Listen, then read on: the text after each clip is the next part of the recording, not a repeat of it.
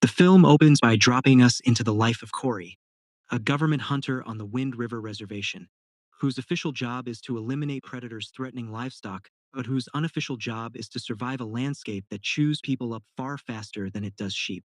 He works for the U.S. Fish and Wildlife Service, stalking mountain lions and wolves across endless white, and the script wastes no time telling us he's the best tracker on this land. Because on Wind River, best just means still alive. Cory is separated from his wife, but still shows up at her door to pick up their son for a hunting trip. Inside, a photo of their daughter Emily sits like a ghost on the shelf. Their brief, stiff conversation makes it clear that whatever killed that marriage didn't just hurt them, it salted the earth. Not long after, his father-in-law Martin's cattle get mauled again, and Cory heads out to do what everyone expects of him: kill something to keep everything else running. He loads his rifle, jumps on his snowmobile, and disappears into the white. The film uses this routine job as a bait and switch. What looks like another predator hunt veers sharply into something darker once Cory notices human footprints in the snow mixed with blood. His expression hardens instantly. This man doesn't need exposition to recognize the scent of death on this land. He pulls on a white snow camouflage suit and abandons the machine, becoming just another ghost among the drifts as he tracks the prints on foot. The erratic pattern: falls, scrapes, desperate changes in direction, turns the snow into a crime scene storyboard, silently screaming that whoever ran here was fleeing for their life. The filmmaking leans hard on landscape as forensics here. The camera and Cory read the terrain together, turning wide shots of snow into a literal autopsy of movement and fear. Cory finally spots a still shape on a distant rise and moves in. His worst fear is confirmed. A young woman lies frozen in the snow, blood dried around her nose and mouth, hands clawed upward as if she was still climbing toward a life she never reached. This isn't just another body to him. It's Natalie, daughter of his close friend, and once the inseparable best friend of Emily, his own daughter who died on this same merciless land in a similarly unresolved nightmare. The script quietly twists the knife. The new case is a carbon copy of the old one that never found justice. For Cory, this isn't just grief. This is deja vu weaponized.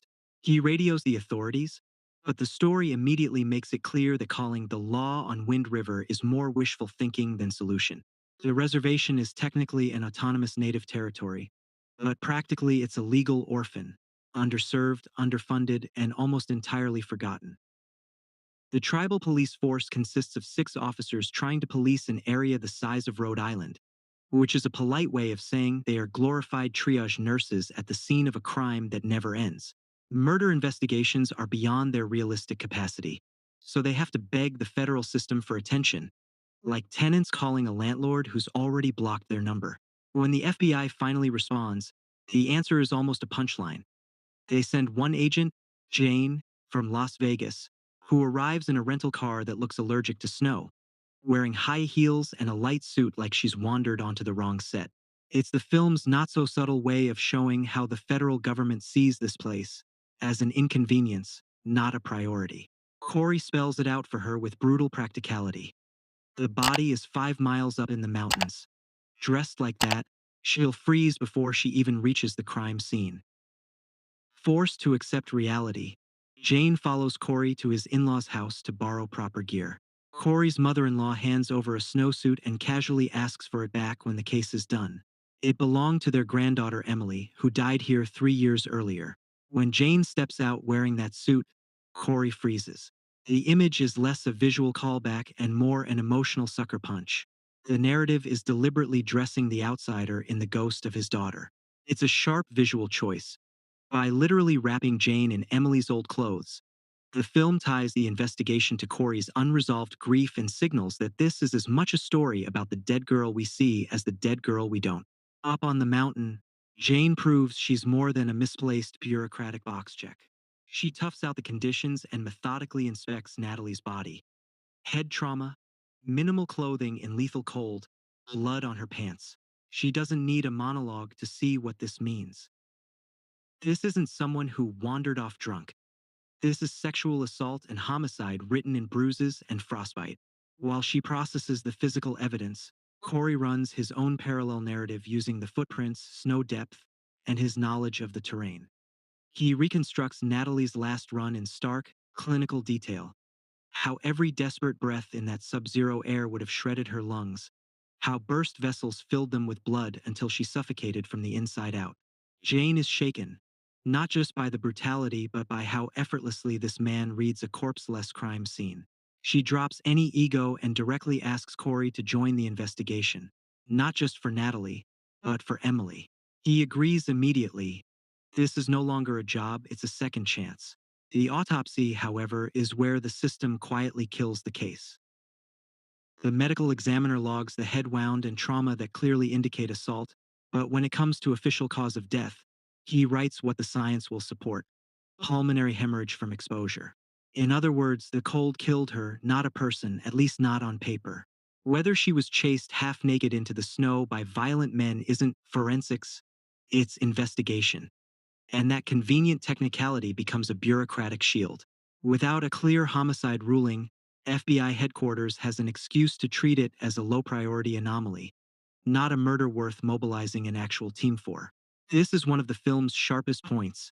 The villain in this sequence isn't a mustache-twirling official. It's the way policy, paperwork, and fear of attention combine to quietly smother cases before they can breathe. The doctor's motives are depressingly mundane. On Wind River, these kinds of deaths are routine enough that declaring each one a full-blown homicide would only invite federal scrutiny nobody is equipped or politically eager to handle. Jane sees how the system's polite language disguises something uglier: repeated violence against Native women treated as statistical noise. The case is now pinned in a limbo where it's too brutal to ignore morally but too easy to ignore administratively. She feels the trap closing around her investigation, but instead of folding, she decides to push on alone, federal support or not. Her first stop is Natalie's home. Faced with Jane's questions, Natalie's father, Hanson, responds with a calm that borders on emotional vacancy, insisting his daughter was an adult and he knew nothing about her friends or living situation. Jane reads it as neglect, and the film lets us share her judgment for a moment. Then we see Natalie's mother in the girl's room, dragging a blade along her own arm, trying to translate emotional agony into physical pain she can at least see and control. It's a brutal snapshot of grief in a place where therapy is a luxury and sorrow has nowhere to go. Cory arrives, and Hanson's stoic shell cracks the second he sees him. He collapses into Cory's arms, sobbing like a child who finally ran out of ways to pretend he's fine. Jane suddenly realizes that what she read as coldness was actually a native father's last attempt at dignity in front of government outsiders. Cory, who walked this same valley of loss 3 years earlier, doesn't need words. Two fathers who bury daughters share a silence that says more than any dialogue could. Unable to pull much concrete information from Hanson, the team shifts focus to Natalie's brother. Before they even knock, Cory notices a set of snowmobile tracks leading away from the house with no return line, an ominous one-way path. Inside, a dealer named Sam opens the door, instantly sizing Jane up as another easy mark before she flashes her FBI credentials and shatters his confidence. He switches to fake cooperation, waiting for an opening. When he gets one, he blasts pepper spray into Jane and the sheriff's faces. At the back, Cory hears the commotion, grabs a shovel, and positions himself. As expected, one of Sam's guys bolts out the rear and runs straight into Cory's swing radius. One blow drops him. Jane storms through the interior chaos and ends up facing Sam as he pulls a gun.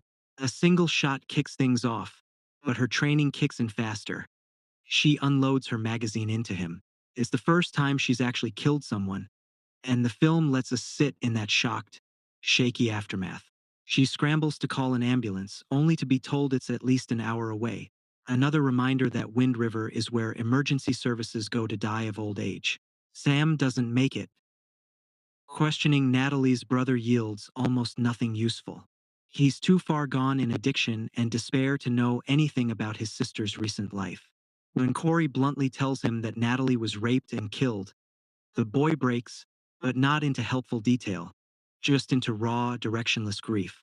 It's not just the loss of a sibling, It's a howl at a landscape where this kind of ending feels inevitable. Cory mentions the single-direction snowmobile tracks, and he and Jane head out to follow them. The trail leads to a mountain clearing and another grim discovery. A man's body left like trash, half-eaten by scavengers. Cory's methodical survey of the scene reveals no sign of a fight. Whoever he was, he died somewhere else and got dumped here. Forensics later confirm he was Matt, Natalie's white boyfriend and a security guard at a nearby oil drilling camp. Suddenly, the random becomes specific. Natalie and Matt were almost certainly together when everything went wrong, and the path to their killers likely runs straight through that camp's security team. That night, Jane visits Cory, wanting to understand what drives him beyond professional obligation. In his quiet, stripped-down house, she notices Emily's photo and finally hears the story Cory never wanted to say out loud. 3 years earlier, on another hellish winter night, he and his wife went to town, leaving 16-year-old Emily in charge of her younger brother. A simple gathering of friends snowballed into a party full of strangers. By morning, Emily was missing. Days later, her body turned up in the snow, 20 miles away, mutilated so badly that a proper autopsy was impossible. No suspects, no closure, just a permanent open wound that tore his family apart. The storm that killed Emily didn't just freeze her to death. It froze his marriage and his sense of security in place. This backstory pays off thematically. The film isn't just about one murdered girl. It's about a pattern of girls who vanish into snowdrifts while the system shrugs and parents are left trying to live with questions instead of answers. The next morning, the tribal police mobilize fully for once. The sheriff, his few officers, and Jane head for the drilling camp. Cory chooses another route, sticking to what he trusts, tracks and angles. He takes a high mountain path that gives him a sniper's view of the camp and, conveniently, leads him to the endpoint of those original snowmobile tracks. From his vantage point, he can see the camp layout and the developing situation below. Jane and the sheriff's team arrive and are greeted by a cluster of security guards who look like the kind of men who think remote work benefits means no witnesses. Their bald leader explains that Matt left days ago after arguing with his girlfriend and hasn't been seen since. When Jane points out the fresh scratches on their faces, they blame tree branches from snow games, as if the audience hasn't already written liars in big letters across their foreheads. The dialogue here is less about deception and more about contempt. They're not just lying. They're offended anyone would expect them to put in the effort to lie well. Jane pushes to search Matt's trailer, and the men grudgingly agree. Up on the ridge, Cory spots all of this through his scope and notices something worse. The guards aren't just tense, they're subtly fanning out, corralling the cops in the open. He grabs his radio to warn the sheriff, but distance and terrain break the signal. It's the perfect metaphor for Wind River. The one guy who understands the threat can't get a clear line to the people walking into it. Realizing the clock just ran out, Cory slings his sniper rifle and barrels down the mountain. As the group approaches the trailer, Jane tries one last time to trip them on their own story. She mentions details that reveal they know more about Natalie than any scanner chatter would provide. The bald guard slips, repeating a detail that was never released publicly, and in a single line he confirms what we already know. They're involved. In that instant, the tone flips from tense negotiation to countdown. The guards widen their positions and draw on the officers. The tribal cops answer in kind. The drilling site sits on federal land, meaning the sheriff technically has no jurisdiction, and the guards milk that technicality, acting as though the badge in front of them is just decorative jewelry. Jane throws her weight as an FBI agent, ordering everyone to lower their weapons and even holstering her own sidearm to defuse the situation. The bald leader signals his men to relax, and the sheriff reluctantly tells his officers to stand down. The scene feels like it might resolve with paperwork instead of blood. That illusion lasts until the script snaps the tension string. As soon as Jane knocks on the trailer door, the sheriff's radio crackles, and a hidden guard inside opens fire with an automatic weapon, mowing down the exposed tribal officers who just holstered their guns like they were at a safety seminar. The sheriff and his men drop instantly. Only Jane survives thanks to a vest and sheer luck. She stumbles to her feet, tries to return fire, but the bald leader disarms her and prepares to finish the job. Before he can pull the trigger, a bullet tears through someone from an unseen angle. Everyone spins, searching the ridgeline. All they see is snow. Cory, buried in his white ghillie suit, has effectively become the landscape itself. Each shot from his rifle ends another guard, a one-man artillery barrage delivering the courtroom that these men never intended to see. Inside the trailer, the main culprit, Pete, panics. Facing an enemy he can't see and a justice system that has decided to wear camouflage, he breaks a window and runs, sprinting into the tree line. Jane, half sheltered under a vehicle, empties her magazine at him and manages to hit his side, but not enough to stop him. Out of bullets and bleeding, she can only watch him vanish into the red-streaked snow. Cory reaches her, drags her into the trailer, and evaluates the wound with the same calm he used tracking wolves. He stems the bleeding with a towel and confirms she'll live. As he leaves, the film underlines a hard truth through their brief exchange. On this land, certain forms of justice will never involve judges or juries, only snow, distance, and a rifle. In the forest, Pete staggers away, trying to outrun a fate that's already caught up to him. The hum of a snowmobile closes in behind him like a countdown. Eventually, fear breaks him before Cory ever has to. When Pete wakes, he's on a desolate peak, high above Wyoming. Cory has stripped off his boots and socks so his bare feet press against the killing cold, mirroring exactly what Natalie endured. Cory offers a twisted deal. Tell the truth about that night, and he'll let him go. Terrified, Pete spills everything. Natalie came to the camp to see Matt. Inside his trailer, the two of them shared the kind of fragile hope that doesn't last long out here. Plans to leave, to start something better somewhere the snow doesn't bury women alive. Drunk, stir-crazy co-workers crash their pocket of warmth. Pete started harassing Natalie, drunk on boredom and entitlement. Matt fought back, knocking him down, which triggered the pack. The other men beat Matt unconscious, while Natalie tried to intervene and got knocked out with a blow to the head. Once both were defenseless, the guards took turns with her. Sometime later, Matt regained consciousness and sacrificed himself in a desperate fight to give Natalie a chance to run. She pulled on her pants, looked back at him one last time, and fled into the sub-zero night barefoot. She ran for 6 miles through that blizzard, chasing the faintest possibility of survival, until the cold finally stopped her just short of any Real haven. Cory listens, then honors his promise in the most literal and cruelly poetic way. He cuts Pete loose and lets him go. Pete stumbles into the snowbank, trying to live. But unlike Natalie, he barely makes it a few hundred meters before the cold ravages his lungs.